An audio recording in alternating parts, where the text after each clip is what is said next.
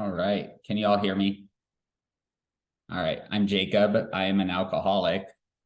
There's an echo in this room, so sorry about that in advance. I'm in a building at school right now. So sorry about that. Anyway, my sobriety date's January 21st, 2020. I have a home group. It's Music and Gay Chatter. We meet Saturday nights at 7 p.m. in New Orleans, very close to the French Quarter. If you're ever in town, we'd love to have you out on a Saturday night. I have a sponsor. More importantly, I'm a sponsee today. You'll hear why that's important because I've had a sponsor for years and not been a sponsee. And I sponsor a lot of people today. And I'm really nervous. There's a lot of, AA really did save my life. Really did. And there's a lot of people in this meeting that really had a part, like that personally had a part in that. I don't want to get, personalities before principles, but you all know who you are. Yeah. So yeah, the timing of it when, Alice asked me to speak at this meeting maybe like 5 or 6 weeks ago. And I was just I think it was maybe like 3 days after I got back from Fellowship of the Spirit conference in Colorado, which is such an amazing conference. Some of you were there. And every time I go to that conference, I come back with like, what's wrong with my program? And it was like crazy because like I was watching people like the way they're doing step 11 and just like comparing myself, and I'm not doing step 11 right. And I called my sponsor, like I don't know what my step 11 looks like. And so I called my sponsors. I drive to Colorado from New Orleans because I get a lot of like quiet time in the car, which I really need like after that conference, because like if you've been, it's like a heavy experience. And so I called my sponsor, and he's basically just like, shut up, bro. like you're doing fine. It's I can really get into the comparison game into like their programs like better or worse than mine in AA. And it's like, that's just another way I can play God. It's like it's not up to me to like judge even my own actions, what's right or wrong. I just try to live according to like God's will, and I can let God sort out like the morality of it all. But yeah, so I mean, it was really interesting because it did give me like, some time to think about to think consciously about what my step 11 looks like. Because the big book says like it eventually becomes just like a working part of us. And so I don't often like go around thinking like, let me do a step 11, like let me do a 10th step. I think 10 through 12 are kind of like a package deal. I can't do one without, I can't just do one of those. I really can't like listen or hear like when God is speaking unless like I'm generally sitting in front of another like dude, and like sitting with one of you, so it got me and I read step 11, and it's like, oh God, like I don't say thy will be done many times each day. I don't do that. But then like over the last 5 weeks, I'm just like, oh, I do say like, oh, I guess we're doing this, God, like many times each day. It's just become such like a working part of like my day and my life that I don't even know that I'm doing it. And because I don't even know that I'm doing it, I start comparing myself to you all and then feeling bad about it, and it's really cool. And I'm usually all over the place when I speak, so this probably is not going to be any sort of like linear thing. But like the cool thing, we relax and take it easy is often something that I think about because it's definitely not my go-to. I'm a manager and a controller, and that's how I drank, and that's how I got loaded. I got loaded managing and controlling everything, and then it's often how I got sober. you know, managing and controlling everything. So relaxing and taking it easy is not my go-to. But but I've gotten much better at it. And like, like I'm getting a PhD right now, which is bananas. Like it's crazy. I'm at this like elite Southern university getting a doctorate, which like I shouldn't be here. I'm a meth head alcoholic college dropout. And there's there's these like religious picketers that like to come to our campus every so often because there's undergraduates that will fight with them. And they were here this morning, and I was walking with another grad student just across campus, and they were there with all their signs and their blowhorn, and and my friend that I'm walking with, it was like really angry that they were there, like not angry enough to argue with them because that's like a waste of time. And like I'm gay, and they had a lot of like choice things to say about that on their signs, and he was just like, "How are you so calm?" And I just told him with all, and I was serious. I'm just like, I look at any opportunity to be confronted with things that make me uncomfortable as an opportunity for spiritual growth. It's like, it's an opportunity for me to practice love and tolerance. I think it's very sad that someone would think like, oh, I have to go yell at people to get them to do what I do. I'm glad that I don't live that way. It might be a miserable life for them, but like, the longer I've been in AA, the more I realize like we all have our own unique experiences and our unique perspective. And I'm just looking at life from my perspective, not from the perspective of the other 150 people in here. I'm living life through my perspective and trying to align that with some sort of idea of God. It's not why I came in here. I came into AA in 2006. I'll tell you a little about my drinking. Why did I need to find God? Because I'm an alcoholic of the hopeless kind. I'm an alcoholic who likes to do drugs instead of drink because I somehow think I can manage my alcoholism better if I'm like on another substance, and yet I always go back to the alcohol. I mean, here's a good example of how step 11 works in my life. It was 2004. I had just dropped out of college. I was smoking some crystal meth for 6 months and forgot to go to class, forgot to go to sleep, forgot to go to class, forgot to do anything. So I don't like to say I dropped out of college because I didn't go to the registrar's office and tell them, hello, I will be withdrawing from university today. Like I just failed out of class. I was a straight A student studying chemistry, scientist, high achieving, big elite state school. And now I'm staring down homelessness. My parents are supporting me. I know that there's some sort of problem, like drugs and alcohol had become the overpowering force in my life. I didn't see it that way. I thought that I was just staring down homelessness and I had a homelessness problem that was impending. I didn't see, none of the ideas in my head were to get sober. So I had keys to the office because I was a TA for the chemistry department. And so I snuck into the office, stole some letterhead, wrote a nice little letter congratulating me on my upcoming commencement. I sent the letter to my parents and said, I am graduating. I am finished. Here's the letter. I will not be attending graduation, but I would love a few $1,000s for my graduation present to move to New York City. So I pack up the car. I moved from Tucson, Arizona to New York City. Within 2 weeks of moving to New York City, I violently assaulted my roommate. So I called the cops on myself because he started it, because that's how entitled I am. The cops show up and his face is disfigured. I'm sitting there, not a bruise on me. And so I'm all of a sudden calling my parents from Rikers Island, and the jig is up.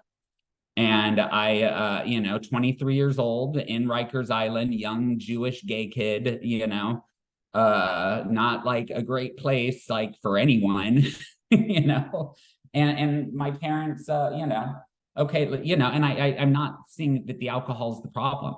I'm not seeing that, that's the problem. The problem is he started it. And so I tell my parents, yeah, I'll do anything. They said, okay, well, go to rehab. We'll fly up, we'll take you to rehab, we'll bail you out, we'll pay for your attorney. It was a very expensive criminal defense attorney.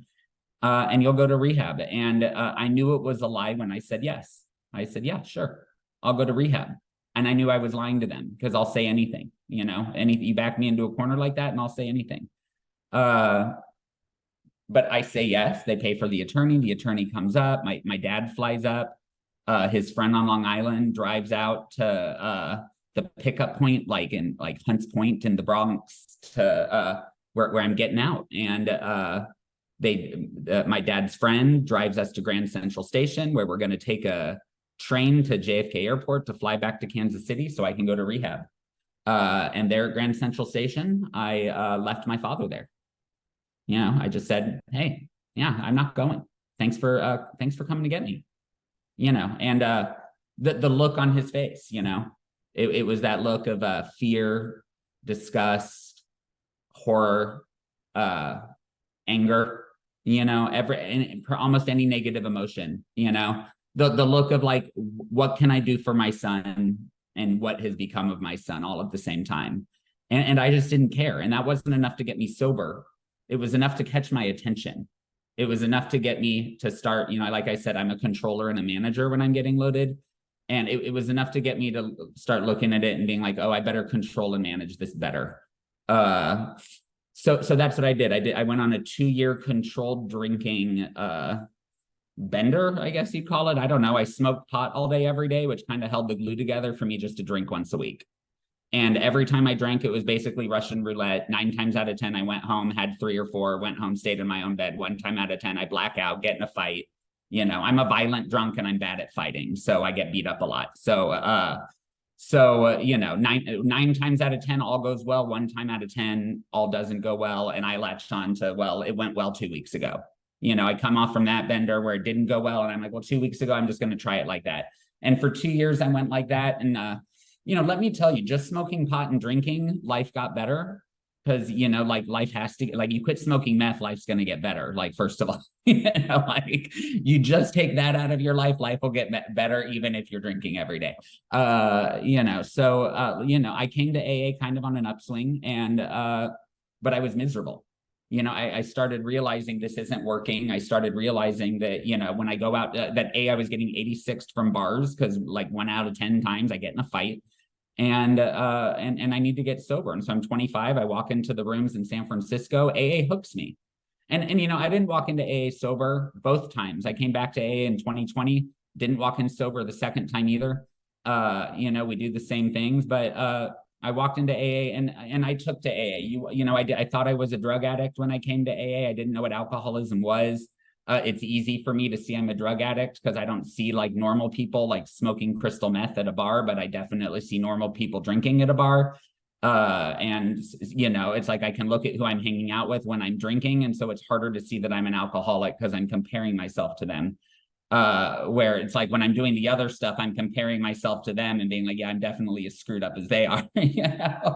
So, but I took to AA. My sponsor read the big book to me. He, the doctor's opinion hooked me. I realized I'm an alcoholic. That's it. Just garden variety alcoholic. That's it. I put the first one in, I can't stop. And I had never tried stopping before I came to AA. That was the first time I'd actually tried to stop. The line that really got my attention in the doctor's opinion was the only relief we have to suggest is entire abstinence. And that was really the only relief I had never tried because I had tried every other combination of whatever substances and pour the drinks weak and just drink at home. And I'm only going to go out on Fridays and stuff like that.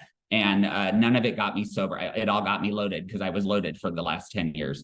And I worked a solid steps 1 through 9, real solid steps 1 through 9. I took to AA, I took to the home group. I made a lot of friends. I got a great life. I stayed sober for 13 years on working an active step 1 through 9. There's a lot I didn't do. I certainly didn't involve prayer and meditation into my daily life. I certainly didn't continue to take personal inventory. And I only sponsored when you all were looking and if I thought it would make me look good. That's it. I was coming to AA seeking validation from a bunch of drunks, which is a really low bar. And, and that was it. I was coming here because you all made me feel good, and I wasn't growing my spiritual life at all. I wasn't changing my behavior at all. And let me tell you, if I come here and I don't change my behavior, it gets worse. My behavior starts getting worse. However, I worked a strong enough 1 through 9 that I was able to stay sober for 13 years. That was it. Like, I firmly believe that I only can find out how much not working steps I can do and how much not AA I can do until I take that drink. And at 13 years sober, I found out how much not doing AA. Like I said, I'm a controller and a manager. I can sit and grin and bear it for a finite time. A guy I'm working the steps with right now, gave me this consideration, which was consider drinking 2 drinks a day, no more, no less, for 30 days in a row. What happens? What's that 30 days look like? Can you even do that? 2 drinks, no more, no less. And, I sat on that for a week, came back, and I told him, I was like, I'm good for 30 days, and day 31, I'm screwed, because I can control and manage for this finite amount of time, and I can do that in sobriety. So, I made amends to my parents for the shocking behavior that they had been a victim of, that I didn't know that they were victims at the time, but I had realized there's some inventory and that I made amends to those parents. I paid back money to my mom and dad. I got a big fancy job with the airlines that they were really, really proud of. They got free flight benefits. They loved that. I kept this relationship with them, but here's the thing, I wasn't enlarging my spiritual life. I wasn't doing 10, 11, and 12. I had never, until I relapsed and came back, I had never heard of amends for sober behavior. Never.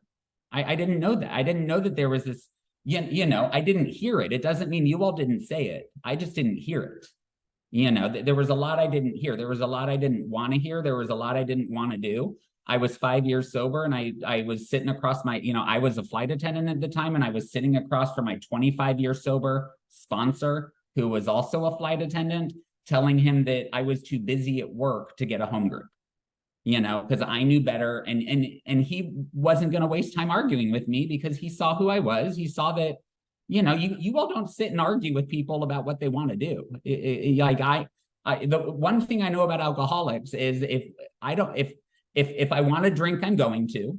If I don't want a home group, I'm not getting one. And there's nothing you can say to change my mind if that's what I want, because I don't have an open mind and I'm no longer willing. But here's the thing. I was working enough steps and doing enough AA that I didn't realize how slowly I was backing away.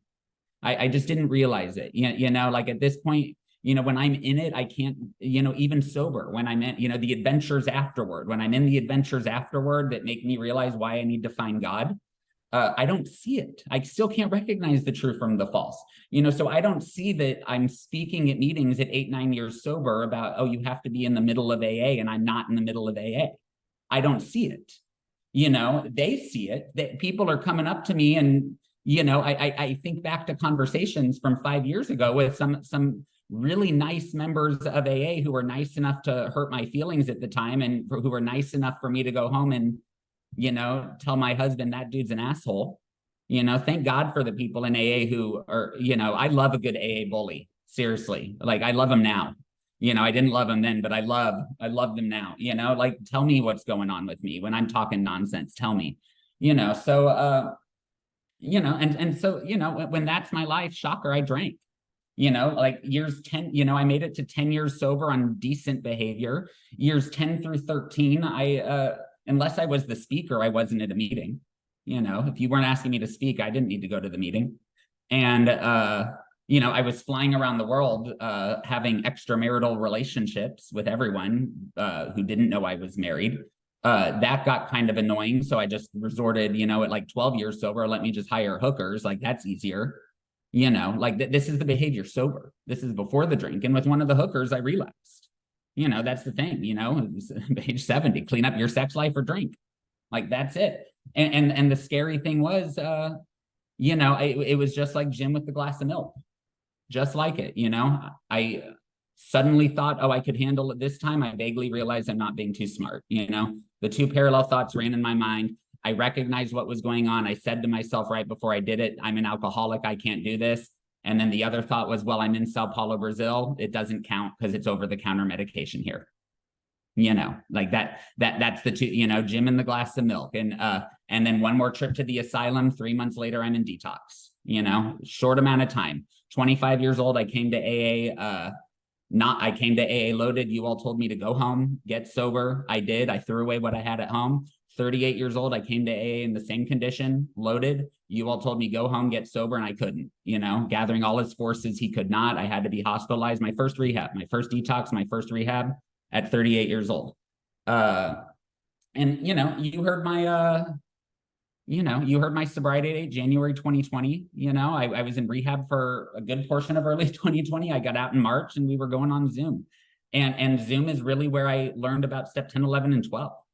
I showed up to the Never Too Early Big Book study and heard people talking about sober amends. I showed up and they were on step 9. And none of them were talking about drunk amends.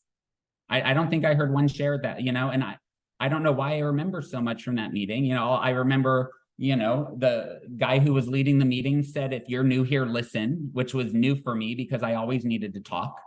And so it forced me to sit and listen, and I think that was, I think sitting and listening in meetings is so important because if I can't even listen in a meeting, how am I supposed to sit and listen to God?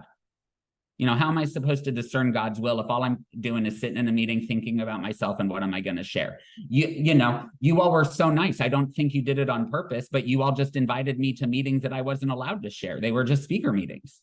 You all were like, yeah, come to, I was just following you all around all day. And between meetings, I was reading the big book with guys on Zoom. And thank God I got involved, and I know I'm preaching to the choir. Like I love Zoom because Zoom saved my life. I got out of rehab where I was like more afraid of my alcoholism than I was of COVID. So like, I didn't have much of it. I heard a lot in New Orleans, well, I don't do Zoom because I don't like it. Like I didn't have the luxury, like God never asked me, oh, do you like Zoom? Like, the big book says most of us don't like the solution, I was so fortunate to get involved with people who were on fire for AA, even during the pandemic, even during Zoom. And a lot of you are here, and thank you. Like, seriously, just thank you for getting it set up. Thank you for showing up every week on Zoom. Because I didn't know what to do. All I knew was I needed to get back involved in AA. It's all I knew. And there was no meetings. I didn't know what to do, but you all did. You all had found a relationship with God that I needed. And you all showed up every week on Zoom. And I felt like it was just for me. And I thank you for that because it saved my life. I would never have made it. So many people didn't make it through the pandemic sober. And, and I just thank God that I did. So, during that time before the relapse, I'd become isolated again before the drink. Before the drink, I had started to back away from my family. My family was crazy again. I wasn't getting along with my dad again. Here's like, I told you I'd get back to step 11, like the story with my father. Like, here's the crazy thing. I got fired from that job as a flight attendant right after the pandemic started. It was for sober behavior, like change the behavior, sober behavior. I get fired from the job. Gave me a lot of time to sponsor. I was, like I said, 10, 11, and 12, it's like a package deal. I'm sitting, on Zoom with a sponsee telling him something about finishing what we start. And the thought comes to me right after I get fired, oh, I need to go back and finish my degree. And so I go back, it had always been in the back of my mind. I didn't know, but, I'm starting to get connected to this power. I didn't even know that like going back and finishing this degree in chemistry was an option. It was right before my senior year. I'd forgotten everything. You need a lot of knowledge to complete your senior year in chemistry. But I had also never like reached out to the University of New Orleans and talked to the department head and asked him, hey, how do I finish this degree?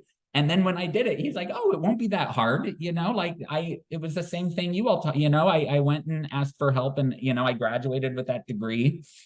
You know, and I get into this elite university for grad school, which is just crazy. It's just crazy. And you know, I remember when I got in, and I sent my parents a picture of the letter, and my dad was crying, and you know, but like, here's the thing about the relationship with my dad. It's a reactive relationship. You know, my dad, you know, I mean, this is like how my dad is. Like my brother, you know, we were talking, what do we get him for Father's Day? And my brother's like, let's get him some Xanax. It'll be a gift for all of us. You know, he's just a little reactive, and I know he's like that. Uh, and so, you know, I go on a trip to Dallas where my brother lives, and me and the family are there, and there's just some, you know, and I had just gotten into grad school, and you know, and my mom's telling me how proud my dad is of me, but he's incapable of showing that. And he spends the whole time fighting, and the whole time telling me, oh, you need to go get a job.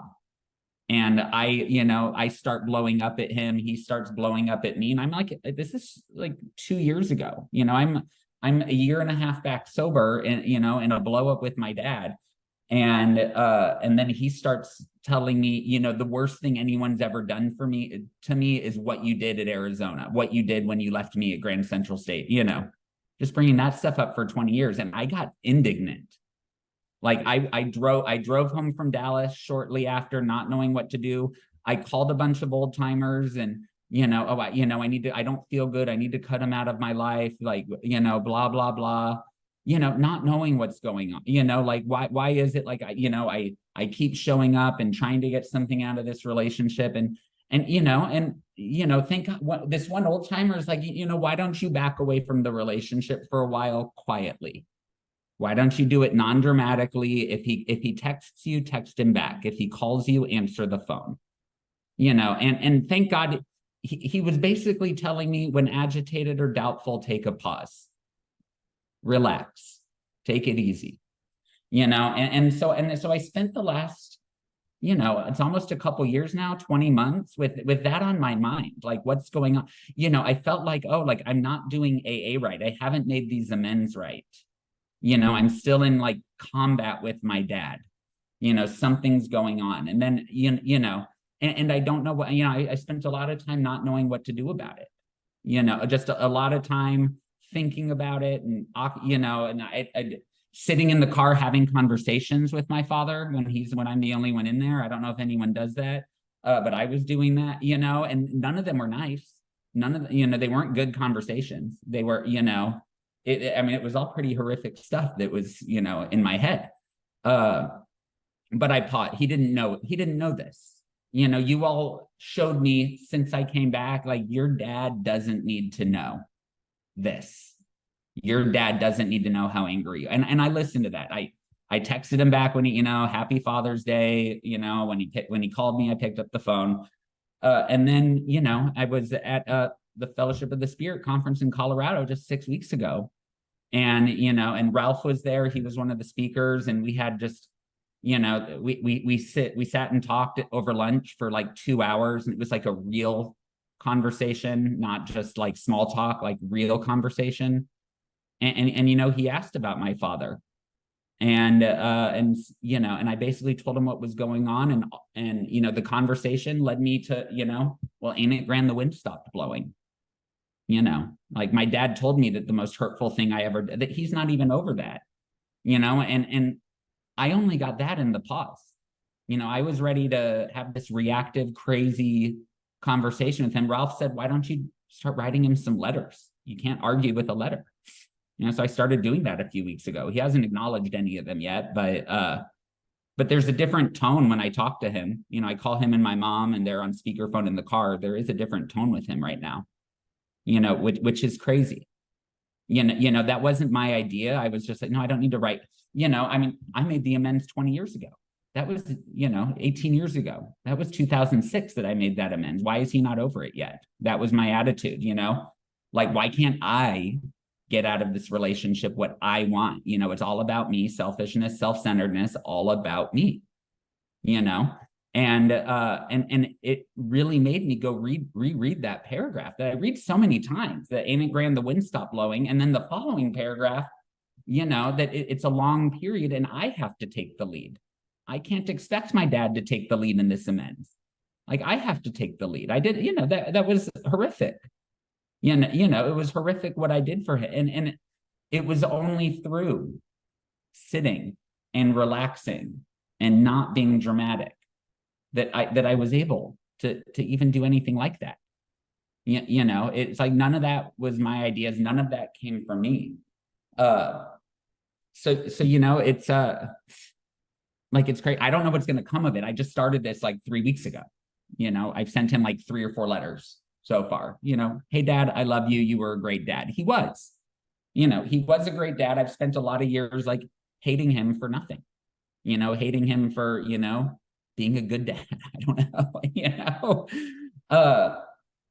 So I mean, that those are like, that's how you all have helped me. Like, if I'm not with you all, if I'm not making, if I'm not continuing to take inventory, if I'm not continuing to watch for my selfishness, my dishonesty, my fears, my resentment, if I'm not doing that, there's no step 11. I'm not seeking through prayer and meditation to improve anything. Like what has come up in this last like few weeks is that my step 11 might be too unconscious. It says improve our conscious contact with God. Like what I'm thinking, it might have become too automatic.